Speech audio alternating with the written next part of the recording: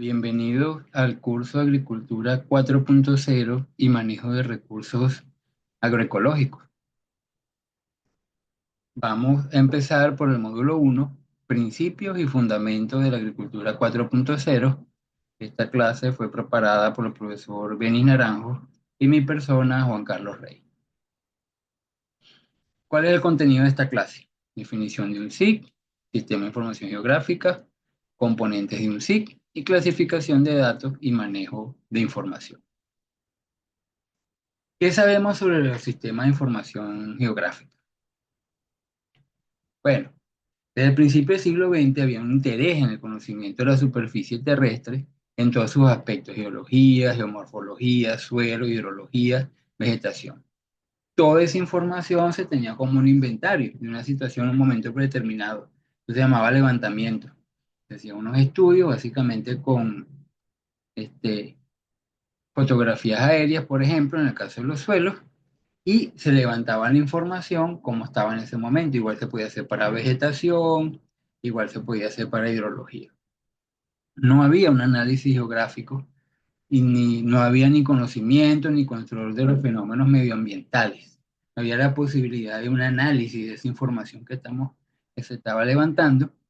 Y luego, a partir de la utilización del computador, ya se abrieron grandes posibilidades de estudio y análisis del medio geográfico. Bueno, ¿qué es lo que había antes? ¿Verdad? Eran los mapas a papel, prácticamente eran un dibujo, ¿ok? Y lo primero que se hizo desde el punto de vista con las computadoras, con esos sistemas informáticos, era trasladar esos mapas de papel a mapa digital, pero era lo mismo, era un dibujo, pero que podíamos almacenarlo de manera digital, se podía hacer más rápidamente y era más barato. Entonces esa información impresa en papel era inalterable, no se podía modificar, solo podías utilizarlo de manera manual, este, no a través de la computadora. Por supuesto, ese mapa de papel ocupa más espacio físico que el digital. La información disponible se limitaba a lo que tú podías ver en el mapa. No puedes excluir cosas que no quieres ver, es decir, fíjense en ese mapa, hay ciudad, hay caminos, están las curvas de nivel. Si quisiéramos ver, por ejemplo, nada más las curvas de nivel, no podríamos hacerlo. Lo que ves es lo que obtienes. O sea, simplemente esa es la información que tú puedes utilizar, no puedes derivar otra información, como se puede hacer con los... Sí, ahora, ¿verdad? Que con las curvas de nivel podemos hacer, por ejemplo, un modelo digital de elevación y de ahí un mapa de pendiente. Básicamente era un dibujo a mano. Ya bueno, esos eh, desarrollos computarizados fueron avanzando, ¿verdad?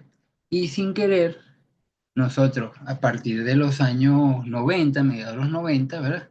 Estamos utilizando los sistemas de información geográfica, ¿ok? Al usar, por ejemplo, un Google Maps para buscar una dirección, para llegar a un sitio, lo que estamos usando es un sistema de información geográfica y además ya hace cálculos, por ejemplo, cuánto tiempo vamos a tardar en llegar. Nos puede dar alerta, ¿eh? De geolocalización en tiempo real. También puede planificar rutas. Nosotros le podemos decir por dónde es más seguro, por dónde es más rápido, y él decide, se hace un análisis de la información que está ahí. Bueno, luego más avanzado, ¿verdad? A través de las imágenes de satélite y su procesamiento, la combinación de varias imágenes. Por ejemplo, se generan imágenes espaciales en 3 dimensiones, como vemos aquí en el caso de la Estatua de la Libertad, y uno puede verlas de diferentes ángulos. Así podemos hacer con los edificios, etcétera. Es decir, que el avance ha sido vertiginoso, porque estamos hablando de los 90 ahorita, apenas 30 años. Bueno, ¿qué es un SIG? Técnicamente se puede definir un SIG como la tecnología de manejo de información geográfica, perdón, formada por equipos electrónicos, que es el hardware, la computadora, la laptop, programados adecuadamente, que es el software, programas, que permiten manejar una serie de datos espaciales información geográfica y realizar análisis complejos con esto, siguiendo los criterios impuestos por el equipo científico, que es el personal. Entonces aquí en este dibujo vemos lo que es un SIC. Está compuesto por el hardware, la computadora, el lacto, ¿verdad? Y ahí hay un software que es el sistema, el, el SIC, el Sistema de Información Geográfica. Por supuesto, hay unos datos que insertamos en ese SIC. Esos datos pueden ser procesados, ¿verdad? Pero las decisiones sobre ese procesamiento, cómo utilizarlo, qué queremos visualizar, depende de los recursos humanos que están manejando el SIC. Bueno, ¿cómo ha sido la evolución de estos sistemas de información geográfica? ¿Ok? En la fase uno ya lo hablamos, era simplemente un enfoque netamente cartográfico, es decir, teníamos un mapa en papel, digitalizábamos, había unas grandes mesas digitalizadoras. Los que tenemos un poquito más de edad nos acordamos de eso, ¿ok? O también sobre imágenes, por ejemplo, una imagen de satélite se podía digitalizar, pero simplemente era digitalizar la información, no había más que eso. En una fase 2 ya viene un periodo de implementación. Se habla de un enfoque geocéntrico, donde se integra el aspecto geográfico y eso se puede almacenar, se puede recuperar y se puede alterar los datos geográficos. ¿Sí? Ya nos da chance de cambiar algunas cosas, comienzan a integrarse la parte geográfica con las bases de datos. Luego viene una fase 3 que es el periodo de maduración. Entonces ya ahí se habla de un enfoque informático céntrico. Se generan más aplicaciones, mejoramiento de software y trabajos abiertos interdisciplinarios. Si ya se puede no solamente cambiar los datos geográficos, sino combinar información de diferentes fuentes. Geología, suelo, vegetación, carreteras, poblaciones de ciudades, etc. Luego viene un periodo de apertura, ¿verdad? Ya aquí hay como una explosión, una apertura, una expansión sin precedentes, sistemas abiertos, interoperables, desde Internet, sin ningún costo, que antes sí lo tenía, y entonces la evolución es mucho más rápida. Y comienzan los SIG, el Sistema de Información Geográfico, como a especializarse más hacia unas áreas, procesamiento de imágenes de satélite, sistemas vectoriales, sistemas de análisis de información, etcétera. ¿Ok? Ya en el siglo XXI hay una integración geográfica a nivel mundial, hay acceso a datos espaciales, internet, hay satélites, geoposicionamiento y bases de datos globales. Entonces antes yo quería tener el modelo digital de elevación de un municipio, por ejemplo, y tenía que buscar un mapa de curvas de nivel, ese mapa, esos datos incluirlos en el SIG, procesarlo. Ahora hay sistemas de información globales con modelos digitales de elevación a diferentes escalas, con píxeles de 90 metros, con resolución de 90 metros, con resolución hasta de 12 metros. Es decir, que puedo obtener mucha información y así pasa con información de clima, hay información de suelo, hay información de cobertura, etc. ¿Cuál es ejemplo de sistema de información geográfico? ArcGIS, que es un sistema privado, ¿verdad? Se necesita pagar para utilizarlo por licencia. QGIS, que es un software abierto, podemos descargarlo, muy versátil. PostGIS, Mapbox, Boundless, OpenLayers, hay diferentes opciones. ¿Cómo funciona? Lo importante de los SIG es que hay una georreferencia, es decir, los datos están ubicados espacialmente a través de unas coordenadas. Ya más adelante vamos a ver que pueden ser coordenadas geográficas, coordenadas UTM, el sistema transversal de Mercator, ¿no? Pero esa información está georreferenciada, está ubicada en el espacio. Y podemos tener diferentes capas de información como lo vemos en esta lámina. Ahí ven vegetación, geomorfología, límite administrativo, áreas protegidas, dafología, red viaria, geología, topografía e hidrografía. Cada una de esas capas con la información que tiene, que ya vamos a ver que puede estar de diferentes formas, está atada a unas bases de datos de atributos que describen la información de cada capa. Y el sistema de información geográfico nos da la posibilidad de combinar esas capas, de analizarlas, de obtener nueva información a partir del análisis y la combinación, diferentes estrategias de utilizar esas capas de información. Ok, ¿qué tipos de información se manejan en el SIG? Hay dos tipos de información, puede ser raster o puede ser vectorial, ¿verdad? Los raster es una información que es a base de píxeles. Entonces, los datos se presentan como una matriz de celdas que son todas iguales, tienen la misma área. El elemento menor indivisible es la celda, es decir, la celda es la unidad mínima y es lo que nos da la resolución de nuestra capa de información. Cada celda tiene definidas sus propiedades individuales, pero su forma se mantiene generalmente cuadrada. Cada celda en un modelo raster tiene un único valor asignado. Ese valor puede ser un atributo individual o puede estar enlazado a atributos diversos en una base de datos. ¿Ok? Entonces, ahorita ya lo vamos a ver más adelante. Una imagen raster, por ejemplo, es una fotografía, píxeles. Cuando tú ves que tú acercas una fotografía mucho, le haces zoom en tu computadora, comienzas a ver los cuadritos. Esos son los píxeles. Esa es una imagen raster. ¿Cómo se organiza la información? Entonces, fíjense, esta es una imagen raster, por ejemplo, una imagen de satélite. Si ampliamos, comenzamos a ver los cuadritos y esos cuadritos, ¿cómo se almacenan? En una matriz de datos, donde cada cuadrito celda tiene un tamaño en la representación real, ¿verdad? Kilómetro, por ejemplo, un kilómetro por un kilómetro en la representación real, 100 metros por 100 metros, etcétera. Y cada cuadrito tiene un valor único. En este caso podemos ver que son números. ¿Sí? Esos números pueden representar un valor específico de un atributo o pueden estar atados a una base de datos donde, por ejemplo, el número 9 tiene una serie de atributos, el número 8 otra serie de atributos. El otro tipo de información es la vectorial. Y en la vectorial, la información se ingresa a través de puntos, a través de líneas y a través de polígonos. Ya vamos a ver más adelante que se puede ser más, el tipo de información que utilicemos depende de la eficiencia con que vamos a manejar esa información. ¿Ves? Aquí, por ejemplo, este es un mapa donde se están reflejando eh, municipios, ubicación de estaciones experimentales, ¿ok?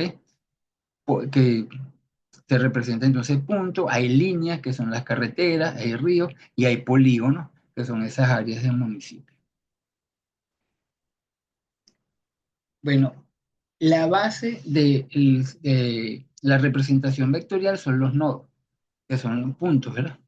Esos nodos si se unen forman una línea, entonces ya tenemos la segunda forma de representación. Si esa línea va a ser curva, puede tener vértices, ¿ok? Pero siempre se une de un nodo a otro, es una línea. Y si esa línea se cierra, entonces tenemos un polígono. Es decir, que los nodos son la base de información y cada uno de esos puntos y toda la delimitación de las líneas y los polígonos están georreferenciados. Es decir, eso está atado a una base de datos que nos da la georreferenciación. Aquí vemos cómo se almacenan esos datos vectoriales, ¿verdad? Hay una geometría que primero nos dice qué tipo de dato es, son puntos, como vemos en este mapa, son líneas, son polígonos, sus coordenadas, cuáles son los vértices y mayor información. Y esa base de datos a la que está atada la información de puntos, líneas y polígonos tiene valores alfanuméricos, es decir, valores letras y tiene valores números. Entonces hay un link entre esa información espacial y una base de datos alfanuméricos. Bueno, aquí tenemos, por ejemplo, un tipo de información vectorial. Este es el estado Guárico, los municipios del estado Guárico. Y fíjense que esto, ¿verdad? Un mapa de municipios de un estado es mucho más eficiente eh, presentarlo a través de una información vectorial, porque simplemente son polígonos, ¿verdad? Donde se delimitan cada municipio y dentro de cada polígono siempre es el mismo municipio. El municipio Rocio, por ejemplo, ¿ok? Municipio Mellado, municipio Ortiz. No, eso no quiere decir que yo no pueda representar esa misma información a través de raster. Piense que los puntos pueden ser un píxel, como lo vemos aquí, ¿verdad? Una línea son unas uniones de píxeles y los polígonos son píxeles unidos unos con otros. Pero es mucho más eficiente y ocupa menos espacio representar un mapa de municipio de manera vectorial que hacerlo de manera raster. En un sistema de información geográfico siempre nos permite ir hacia una forma de información y hacia otra. Transformar los raster hacia vectorial y lo vectorial hacia raster dependiendo de los análisis que vayamos a hacer de la información. Bueno, aquí tenemos una comparación, ¿verdad? Piense que en el caso de la información raster es una estructura muy simple porque es una matriz, cuadritos con diferentes valores. Es fácil y de simple análisis, ¿ok? Porque las capas, mientras tengan la misma tamaño de píxeles, podemos fácilmente unirlas con otras. Es compatible, las imágenes de satélite son imágenes raster, permite análisis de modelo digital de elevación, es una programación sencilla, podemos sumar, restar, multiplicar las capas. Y la simulación es fácil porque cada unidad espacial tiene el mismo tamaño y forma, eso es importante, ¿verdad? Cuando vimos esas capas, diferentes capas de información que tiene un SIG, vectoría, suelo, geología, vegetación, la resolución de cada capa, el tamaño de píxel y la delimitación debe ser el mismo para que podamos combinar. Sino también el SIG nos permite equiparar las resoluciones de las imágenes para permitir su procesamiento. Del lado de la información vectorial, es una estructura de datos más compacta, ocupa menos espacio, permite un análisis de redes de manera eficiente. Los gráficos representan fielmente la realidad. ¿Sí? Si nosotros, por ejemplo, vimos ese mapa de municipios, si nos acercamos, va una línea, ¿ok? Delimitando el municipio. O una carretera, por ejemplo, va la línea, o un río. Si lo hacemos, si ese mismo río, esa carretera, ese límite de municipio lo vamos a hacer en raster, siempre que nos acerque, cuando nos vayamos a acercar, vamos a ver el cuadrito. El cuadrito. Entonces, el vectorial permite una representación más fiel de la realidad. Es, es eficiente en la transformación, en las proyecciones, facilita la generalización y la edición. Entonces, un SIG o un GIS, ¿verdad? Sus siglas en inglés, permite modelar y gestionar la información del mundo real. Entonces, ese mundo real lo podemos meter en la computadora y podemos procesarlo y generar diferentes, otra información nueva, diferente. Podemos almacenar entonces, podemos manipular, podemos visualizar en la información, eso a través de un modelo de los datos de sí. Entonces, fíjense que con esos modelos de datos nosotros podemos hacer, por ejemplo, un análisis geométrico de las formas, ¿verdad? Podemos hacer un análisis raster de combinación de capas, suma, resta, multiplicación, podemos visualizar la información, podemos hacer un modelamiento, ¿ok?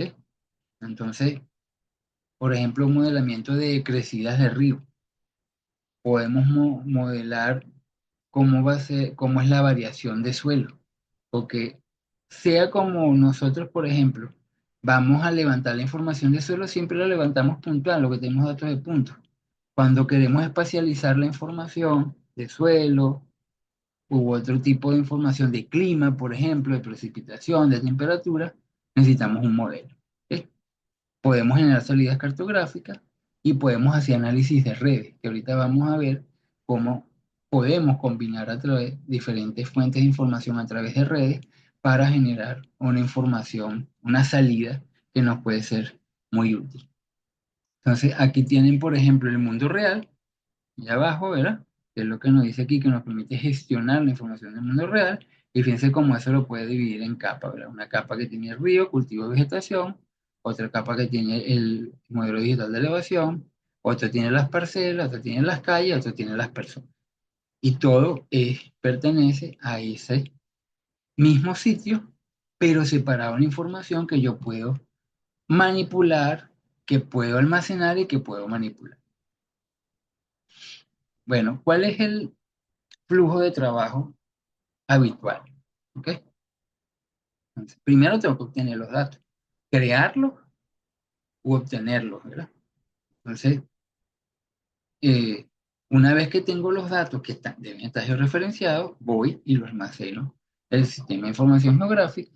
Y como tercer paso, yo tengo las opciones que ya hablamos ahorita, ¿verdad? Puedo simplemente visualizarlo, puedo manipular, analizar esa información, o puedo visualizar, manipular y analizar la información. Aquí tenemos un ejemplo de lo que es el hábitat del gato montés. ¿Ok? Ese es lo que yo quiero ver. ¿Cuál es el hábitat del gato montés? ¿Dónde lo puedo yo ubicar? Entonces, tengo primero los datos. Voy a obtener mis datos y para almacenarlo en el Excel. ¿Cuáles son los datos base que necesito? En este caso, los datos de elevación, un modelo digital de elevación, uso de la tierra, que lo puedo tener de imágenes de satélite, y los ríos, ¿eh? O vamos a decir así, los flujos de agua, no tanto como río, pero los arroyos, aunque sean ríos así pequeños. De esa información puedo derivar otra información que no es directa, ¿verdad? Pero a través de un procesamiento, por ejemplo, procesando el modelo digital de elevación, puedo tener la pendiente. A través de un análisis buffer, que se llama en el sistema de información geográfico, puedo tener la distancia, ¿verdad? Que hay de cada punto a los ríos y a los arroyos. ¿Sí? A partir de esa información yo la puedo transformar en datos que pueda, en un formato que yo pueda combinar, ¿verdad? Entonces puedo transformar el mapa dependiente en clases, los usos de la Tierra también en clases, puedo hacer un mapa de distancia, también clases de distancia, y de acuerdo a criterios expertos, que ahí entra la parte humana, combina esa información para generar un mapa de los posibles hábitats del gato montés. Fíjense cómo a partir de una información básica que incluí en el SIC, puedo hacer un procesamiento para llegar a esa ubicación de los hábitats del gato montés. El factor humano es muy importante porque es el que decide, el que da los criterios para definir, ¿verdad? Este, cuál es el procesamiento, la combinación de la información para llegar al producto, la salida. Ok, y siempre cuando voy a trabajar en el SIC, ¿verdad? Aunque yo voy a incluir mi información, por ejemplo, voy a alimentar la información de las parcelas para ver su tamaño, qué están produciendo, el nombre del productor, etcétera. Generalmente uso un mapa base. Que un mapa base es un mapa con la información geográfica del sitio. Entonces, fíjense que aquí hay diferentes fuentes. Si yo entro en ESRI, puedo tener el mapa base. Si ustedes entran, por ejemplo, en el QGIS, que es un sistema de información geográfico libre, ¿verdad?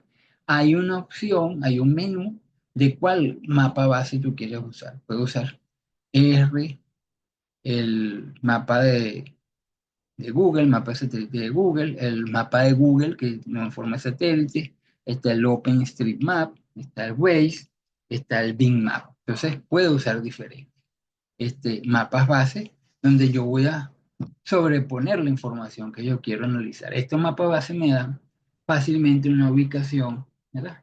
Este, específica y relativa con respecto a los objetos que hay en el sitio donde yo voy a estudiar. Hay algunos factores para considerar un servicio de mapa base, ¿verdad? Algunos pueden tener costos, límites de visualizaciones, puede haber restricciones legales de uso de esos mapas base, el nivel de detalle cambia, la frecuencia de actualizaciones también cambia, ¿ok? El diseño, el tipo de mapa, fíjense que vimos satélite o vimos mapas base, que es un mapa eh, gráfico, o sea, de imágenes, no es como una fotografía del sitio. La capacidad de que yo pueda de personalizar ese mapa base para utilizarlo para mis fines específicos. La calidad del etiquetado de qué es cada cosa que está en ese mapa base y la dificultad de obtener los datos. Ok, hay diferentes formatos de ficheros de datos geográficos que tienen que ver con esos mapas base, ¿verdad? Pueden ser abiertos, libres o pueden ser privativos. Aquí tiene el GeoJSON, por ejemplo, que es abierto, que es un formato de texto plano para codificar diferentes estructuras de datos. Tienes el KML, que es propio, que ustedes lo ven en el Google Earth, ¿verdad? Que está en una notación XML para codificar diferentes estructuras de datos. El KMZ es unos archivos comprimidos zip de esos KML, donde se almacenan diferentes tipos de información. Luego están los XLS, que ya no es de Google, es de la parte de Microsoft, que es un formato binario para presentar puntos. Está el CSV, hay muchos este, archivos que se pueden generar a partir de Excel, aquí, que es un formato de texto plano para presentar puntos, nos ayuda es muy útil en el caso de las bases de datos, exportarlas, moverlas, ¿verdad? El shapefile, que es un fichero que contiene 7 archivos con geometría. El shapefile es un tipo de archivo con información vectorial, donde está los nodos, los puntos, las líneas, los polígonos, con su georreferenciación y toda la geometría en 7 archivos diferentes. Y este es el Geodatabase, que es de R también, que es un fichero binario con datos geográficos avanzados. Hay otro, ¿ok? Por ejemplo, el que usa el AutoCAD, el CAD, con extensiones de WG, de XF y de GN, lo que hemos usado alguna vez AutoCAD, sabemos que los archivos vienen en esas terminaciones, hay vectoriales, hay raster como el GeoTIFF, que como vienen las imágenes de satélite, hay formatos de intercambio, etc. Aquí hay algunos ejemplos, ¿verdad? Este es el KML, ¿ok? Aquí, fíjate cómo el KML es un archivo, aquí dice por ejemplo la casa de Iván, ¿verdad? Con sus coordenadas, etcétera, y el KMZ ya agrupa varios archivos, ¿verdad? Para tener una información más integral. Aquí está el shapefile, fíjense que hay cuando uno el que llama en los sistemas de información geográfico para abrirlo es el punto SHP de shape, pero él tiene asociado otros archivos y si no están esos archivos, no tiene toda la información para mostrarse. Y aquí tiene GeoJSON otro ejemplo. Ok, hay que diferenciar entre lo que es una base de datos alfanumérica y una base de datos geográfica. La base de datos alfanumérica existe desde hace mucho tiempo. Un archivo Excel donde tú incluyas, ¿verdad? Los alumnos, por ejemplo, de este curso y la nota de todas las evaluaciones que vamos a hacer en el curso, tiene datos en texto, ¿verdad? Los nombres, tiene datos en números, alfanuméricos. Y eso me sirve para calcular los promedios de notas, sacar la nota final, qué porcentaje pasó, qué porcentaje no pasó. Hay muchas maneras de analizar la información. ¿Ok? Puedo tenerlo no solamente para los alumnos. Imagínense, ahorita vamos a ver un ejemplo de estaciones meteorológicas. Con toda la información puedo tener los promedios, puedo tener percentil 75 de cada una de las estaciones, etcétera, ¿verdad? Y aunque pueda tener las coordenadas, con esa base de datos alfanumérica, no me da chance de hacer análisis espaciales. Esa es la diferencia con una base de datos geográfica, ¿ok? En la cual puedo tener esa misma información, pero esa información está atada a una posición en el espacio, a una información geográfica. Hay puntos, líneas, polígonos, hay raster, píxeles raster, ¿verdad? Y por supuesto tengo bases de datos descriptivas que son alfanuméricas que reflejan los atributos de esa información espacial. Cuando uno eso nos permite tener una base de datos geográfica y es donde yo puedo entonces hacer operaciones especiales que permiten generar información espacial, ¿no? Mapas dependientes a partir del modelo digital de elevación, un mapa de arcilla continuo a través de modelos de geoestadística, etc. Ok, ejemplos. Ya vimos que el signo sirve para manipular datos, los añadimos, los actualizamos, editamos, ¿verdad? Ah, mira, este polígono, esta parcela de este productor no llega hasta aquí, llega hasta aquí, lo modificamos. Podemos hacer operaciones geométricas, calcular un área buffer alrededor, por ejemplo, de los ríos, de las carreteras, 20 metros de las carreteras, ¿verdad? Calcular áreas, medir longitudes, podemos unir polígonos, podemos cortar polígonos, intersectarlos, ¿ok? Podemos hacer análisis espacial, cálculo de cuencas, conteo de plantas, evaluación de salud vegetal, mapas de variabilidad de precipitación, de temperatura, de propiedades de suelo, etcétera. Podemos proyectar datos, simbolizar, realizar geoprocesamiento, visualizar. ¿Ves? Podemos obtener información extra a partir de los datos que estamos incluyendo y que estamos analizando. Vamos a ver el ejemplo. Fíjense, tengo una imagen de satélite y fácilmente con esta imagen de satélite yo podría distribuir las diferentes áreas que tiene esta finca. Tengo una finca, tiene unas áreas de bosque, tiene unas áreas de potrero, tiene algunas áreas de cultivo, entonces yo puedo, ¿verdad? Separarlo y tener las áreas de cada uno. Puedo, a partir de un modelo digital de elevación, generar un mapa de pendientes. Mapa dependiente puede ser útil, por ejemplo, muy útil para un proceso de evaluación de tierra, donde yo sé que un cultivo que voy a sembrar bajo un sistema de manejo, solo puedo hacerlo con pendientes menores a 10%. Entonces, las puedo ubicar en el mapa y descartar cuáles son las áreas aptas y cuáles no son las áreas aptas.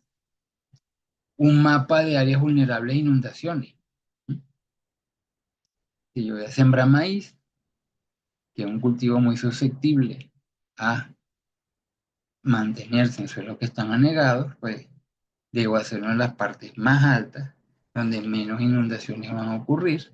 Entonces, claro, un mapa de inundación utiliza modelos digitales de elevación, puede utilizar este, la cantidad de lluvia, los tipos de suelos, y los suelos, la textura de los suelos, etcétera. Puede haber varios criterios para llegar a ese mapa. Un mapa de ubicación de estaciones meteorológicas, ¿verdad? Ese mapa, cada punto tiene asociado todos los datos climatológicos.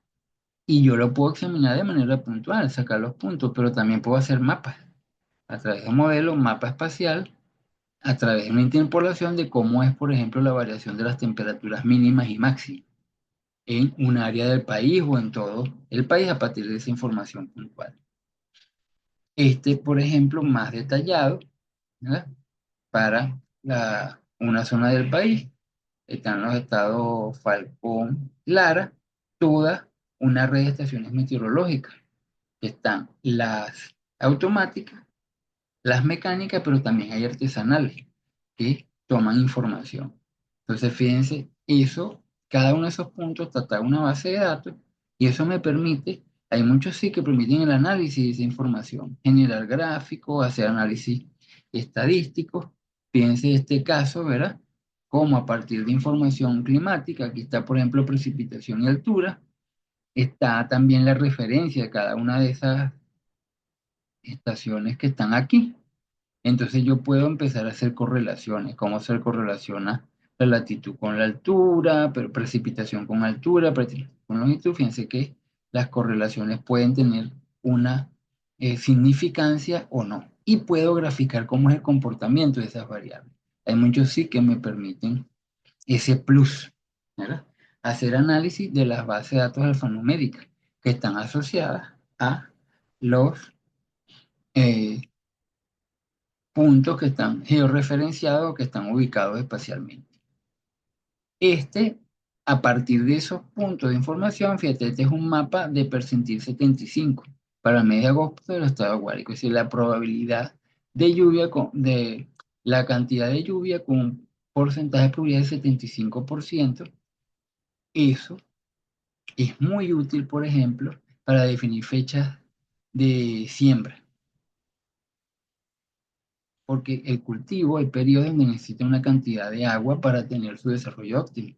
Entonces, esto lo puedo utilizar para fijar mis calendarios, dependiendo de la ubicación donde se vaya a sembrar y tener diferentes calendarios.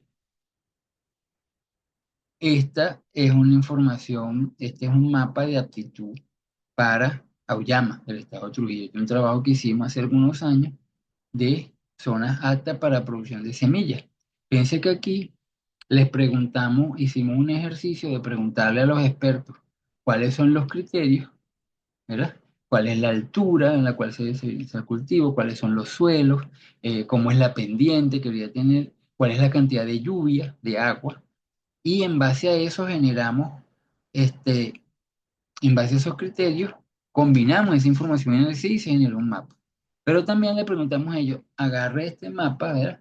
El estado de Trujillo y pínteme dónde se puede sembrar uyama, que es lo que está en marrón más oscurito. Fíjense que muchas de las áreas coinciden, pero hay algunas áreas adicionales donde teóricamente se podría sembrar uyama. Se puede combinar ese tipo de información.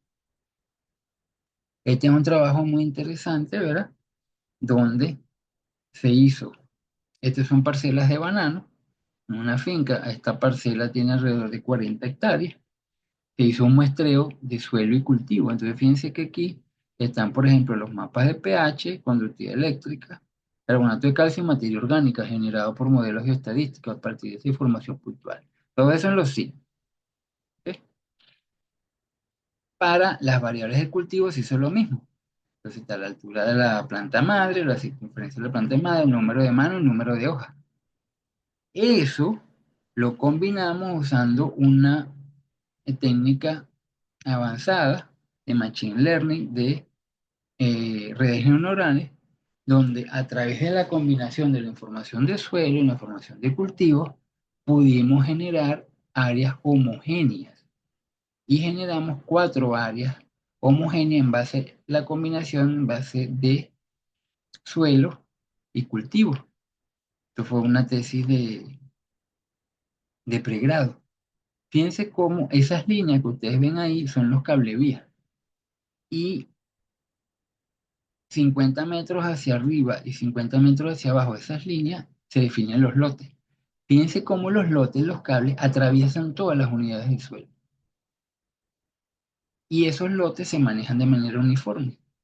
Entonces, una de las conclusiones de este análisis es que los lotes no deberían estar orientados perpendicularmente a las unidades de manejo. Más bien deberían estar de forma paralela para que el manejo pueda ser más uniforme.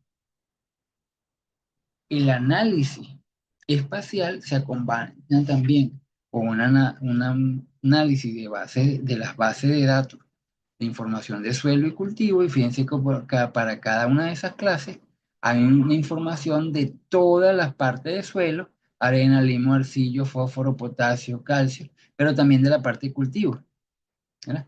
Altura de la mano, altura de la madre, número de manos, número de hojas, circunferencia de la madre, raíces funcionales, raíces no funcionales, raíces totales. Fíjense que, por ejemplo, para el caso del potasio, cómo varían los contenidos de potasio en cada una de las áreas. Potasio es un elemento muy importante para el banano, nos puede dar orientaciones del manejo. Y todo eso lo logramos con la ayuda del sistema de información geográfica. Este es un análisis de evaluación de tierra para generar mapas de aptitud, por ejemplo, para el cultivo del arroz. Zonas sumamente aptas, moderadamente aptas, marginalmente aptas y no aptas. Esto es muy útil y siempre habría que hacerlo en la finca, cuando va a decidir qué rubro va a producir, para tratar de ser lo más eficiente posible, lo más óptimo y ubicar los usos de la tierra en los sitios donde va a poder desarrollar su potencialidad. Ok, ya vimos varios ejemplos. Hay varias formas de obtener esa información que vamos a incluir en el sitio. A través de una tabla digitalizadora, ¿verdad? Permite al individuo introducir gráfico, dibujo, por ejemplo, un croquis de, de una parcela, de un área de interés, ¿verdad? Pero eso tiene georreferencia ya y podemos tener mapa base. Entonces, podemos ahí dibujar y ya ir obteniendo el mapa. Tenemos los GPS que nos permiten ubicar los puntos con mayor o menor precisión y tenemos los sensores remotos que nos permiten detectar, eh, tener información espacial en un área de interés y dependiendo de la altura o la distancia que esté separado ese sensor remoto de la superficie que nos interesa, pues eso va a tener diferentes niveles de resolución, una escala más grande, de mayor resolución, una escala más pequeña, de menor resolución. Aquí está la tabla digitalizadora, fíjense cómo está prácticamente dibujando con un lápiz, ¿verdad? Para ingresar información, GPS, que pueden ser GPS pequeños de esos portátiles, ¿verdad?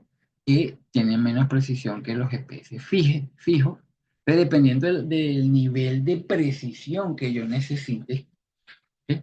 Utilizo diferentes GPS. También están los GPS esos que usamos en el carro, ¿verdad?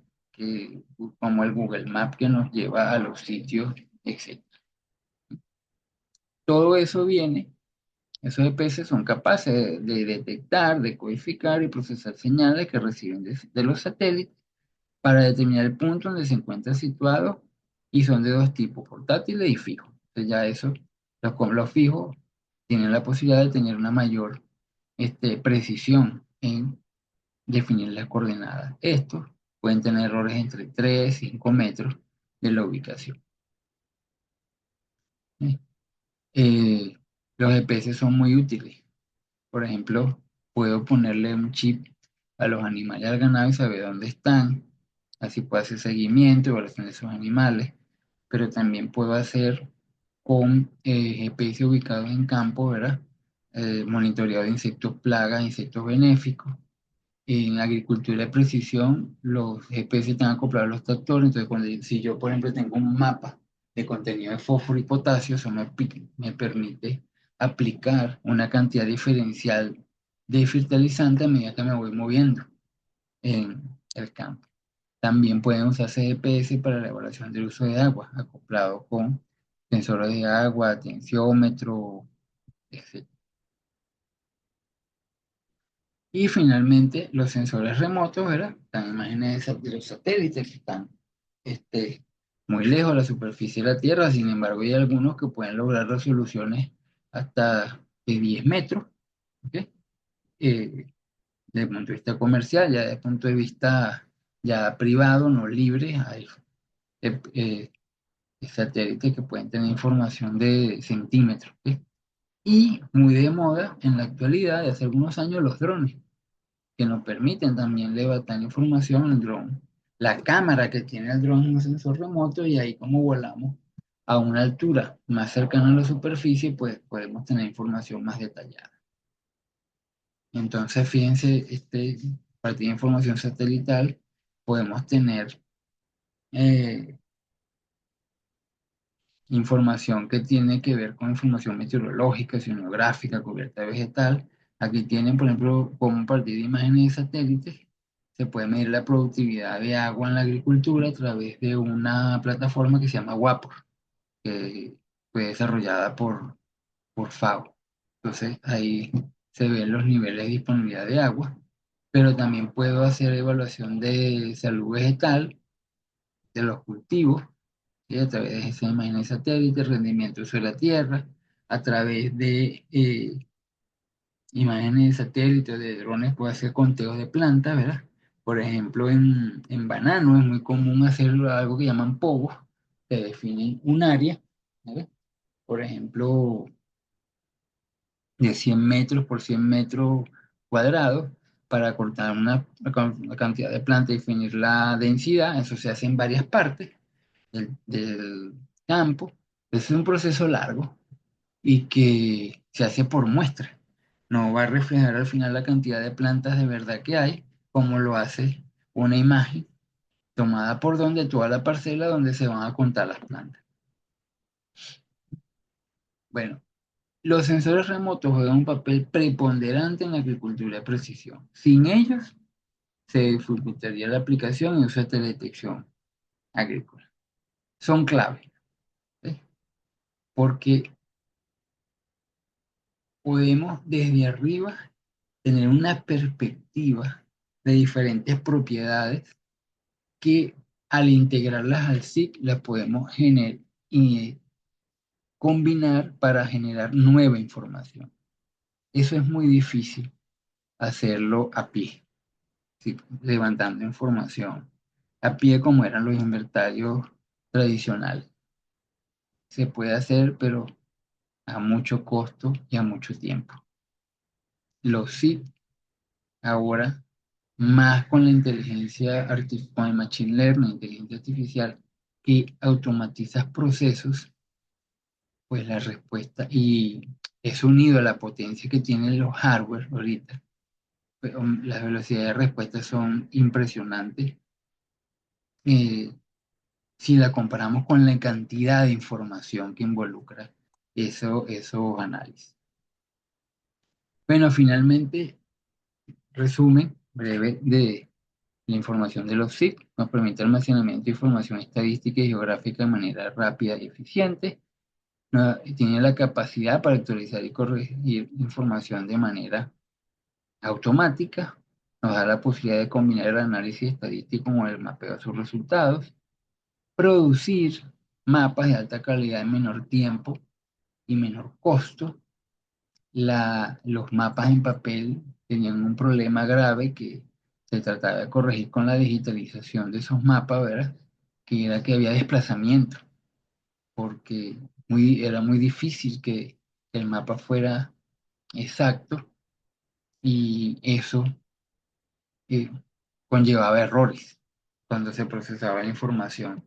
Nos da la posibilidad de adecuar esto sí que a las necesidades específicas de los usuarios, tanto en términos de su contenido como su representación gráfica, ¿verdad?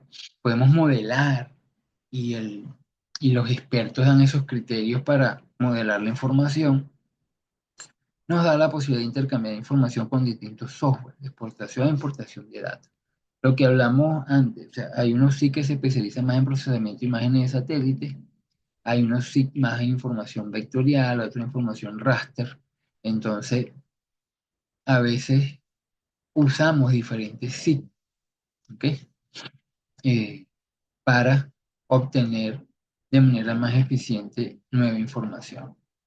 Nos dan los SIG la capacidad para el tratamiento digital de imágenes terrestres, fotografías aéreas, imágenes de satélite y elaborar modelos digitales de terreno. ¿Eh? Antes, algo que antes era muy tedioso, muy largo, pues ahora es muy rápido con el uso de los SIG. Se puede comparar eficazmente los datos espaciales a través del tiempo. Podemos hacer análisis en el tiempo, cambio de uso de la Tierra, por ejemplo, cambios de cobertura boscosa, reducción de bosques, eh, niveles de agua de un embalse, de un lago. Entonces podemos visualizarlo fácilmente a través de los SIG. Nos da la capacidad para calcular automáticamente las características espaciales de los elementos y trabajar con su topología. calcular áreas, perímetros, ¿ves? Muy importante información de catastro, por ejemplo. Es muy útil, son muy útiles los SIG. Es útil para evaluar diferentes alternativas sobre el territorio, su objetivo y criterios múltiples. Lo que vimos, mapas de evaluación de tierras, ¿verdad? Nos permite fácilmente, una vez, siempre con un modelo, ¿verdad? Que es generado a partir del recurso humano, pero ese modelo, una vez que lo tenemos desarrollado, lo podemos aplicar muy rápidamente en todo el área a través del SIG. Y nos da un gran potencial como herramienta de análisis espacial. Bueno, finalmente, podemos decir que la agricultura 4.0 es la innovación y el futuro del campo. Ahora ya hablamos de agricultura 5.0 y de eso vamos a hablar en las siguientes clases. Sin embargo, siempre tener presente, no importa qué tan urbana sea nuestra vida, nuestro cuerpo siempre dependerá de la agricultura. Muchas gracias por la atención y estamos atentos a sus dudas e inquietudes.